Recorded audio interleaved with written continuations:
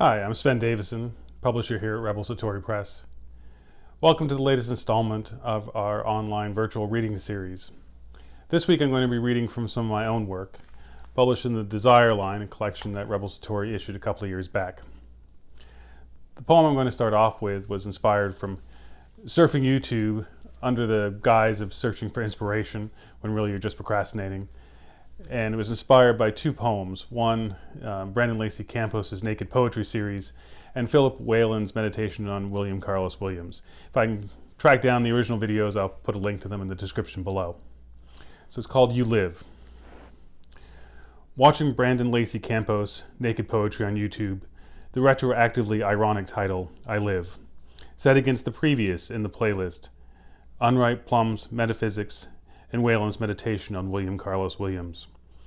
Looking up from the digital to the in-real-life window, the derelict blue house, its gutters hanging down, the tree scorched by fire, the vacant lot diagonal, where the house so recently burned, under renovation to reclaim the poetry of a previous century's architecture.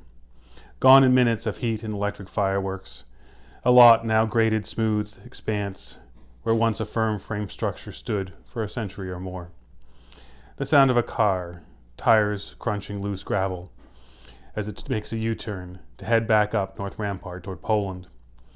The meditative insomnia of memory keeps my eyes open, lids heavy, scorched leaves hanging brittle and brown, empty lot now the city cleared it. Only char marks on the back fence remain, the repetition of traffic turning 180 degrees as at the center of the intersection. This vacant lot is not the house. Wood is not ash, nor fuel fire. This street a dead end, yet a means to one, imperfect, impermanent, interconnected. A small dog barks twice, walking by with his owner. Train whistle, a carpenter's hammer. The living voice of dead poets remembering dead poets. Your words defy borders.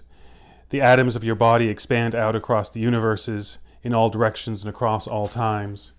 Just as your legs spread wide across their limits, you defied their can'ts, don'ts, won'ts, and we love you for it. You live in ink, in pixels, in memory. Your voice on the phone the week before, now more concept than cadence. The electric pop of dissolution, the unexpected news on Facebook, even before the cell phone rang. Sound waves can't be destroyed. The half-life of your words' radiation will never reach zero. I replay the video, permanently transfecting the cosmos with the vector of your defiance. Brandon, you are still fine as hell. The next poem is also an ode to a poet. This is to my great aunt, Ruth Moore, who is widely considered the grandmother of Maine arts and letters. I spent much of my teenage years sitting at her knee, trading books, and discussing poetry and literature. This is called Horizons for Ruth Moore. The sisters of my grandmother's family all had nicknames: Wheezy, Tug, and Up. Uppy to the generations of children who played at her feet, with a small zoo of oversized crocheted animals hidden in the hall closet. Summer Sunday afternoons, as the garden progressed to harvest, sitting in the living room when her bad foot prevented her from making the trek across the lighthouse road. An ashtray, impossibly full of cigarette butts to her left. A tall glass of light brown liquid, ginger ale or scotch and water, depending on whether the sun had descended below the window's meeting rail. Trading books and authors, Allen Ginsberg on my part, Archie Mahedable on hers. She wrote a poem at the time offering a young poet the advice of a comma well placed.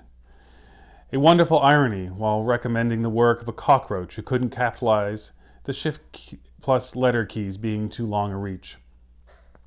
Stories swirled in the room, the fanciful and mysterious, with a spry mischievousness that belied her 80-some years. Skippet McBride and his lucky Ammonite. The unlucky Randall, Ringgold the pirate. Poor old Sam, who once mistook a whale for a U-boat. And the haunting creatures of the Maine woods. The ravenous Wendigo, Will Malone's rolling their poison balls, sowing nightmares while you sleep. Hairy-toothed Dr. Pilgarlic, and the Hangdowns. Tales of the ancestral home, a mile from the harbor's mouth, an island with its Indian middens, fairy houses, pioneer communalism of island privilege, and the unmarked graves of black island quarrymen who washed ashore in a time precedent to current memory. A small house full of treasures collected and catalogued. A pinched bottle that belches when poured. A Wabanaki arrowhead. A small milky green block of beryl. An agate tumbled smooth to reveal the devil in hell. Drawers full of negatives and slides, travel photography to fine art, sorted, sleeved, and labeled. Walls lined with books, field guides to everything that one could find in the natural world, from mushrooms to feathers, to wildflowers, to spiders, reminders of friends. A cat teased from stone by the sculptor's hand of Chenoweth Hall. A note from E.B. White bookmarking his collection of letters. The orchard of heirloom cultivars, curated and grafted for eating, cooking, and winter storage. The spring at the foot of the field, a clear, cool witch's cauldron, encircled in oaken roots and beached in moss. The English garden, its bricks overgrown with sod, peonies, columbine, and lady's mantle, fighting their way through the encroaching blackberries. The pink granite marker, edges softened by waves. The outbuildings, homespun museums to two lives well lived, and a natural love for art, craft, literature, the natural world. Stones, fossils, and 2,000-year-old tools. The yellow Jeep CJ, in which I first learned to drive a Standard. Its alignment off to the left after hitting a tree on a late-night Scotch-fueled ride down to camp. The pilgrim's path winding contemplatively to the shore, stepping over blowdowns and ducking under widowmakers. Old, tall spruces, falling like dominoes after the first one succumbs to a winter nor'easter. On the writing desk, hand-built with utilitarian beauty, a seafoam green Horizon 3000. A single line on the paper rolled onto its roller. I have seen horizons. And last, I'm going to read a poem written soon after moving from Maine down here to New Orleans.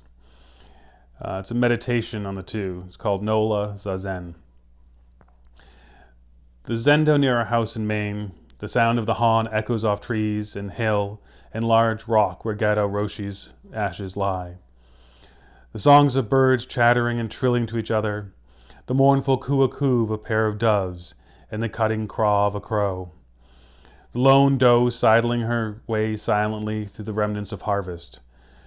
The resonant tonal croak of a bullfrog in the pond, the strike of an early rising carpenter's hammer. Here, the morning framed by the warning of heavy equipment backing up. The rhythm of a train behind the house, broken by the sharp sound of poorly lubricated iron wheels screech on rail as it makes the turn, edging by the decommissioned naval station. The backhoe digging through gravel, shells, and river silt, repairing the gas lines beneath the street.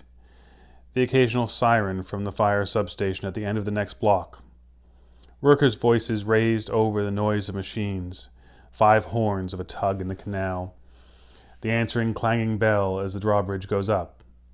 A car with bad muffler and loose belt waiting. Behind the sound of rock on steel, the sounds of 2 birds singing, a dog barks, another answers. A feral rooster crows, wake up.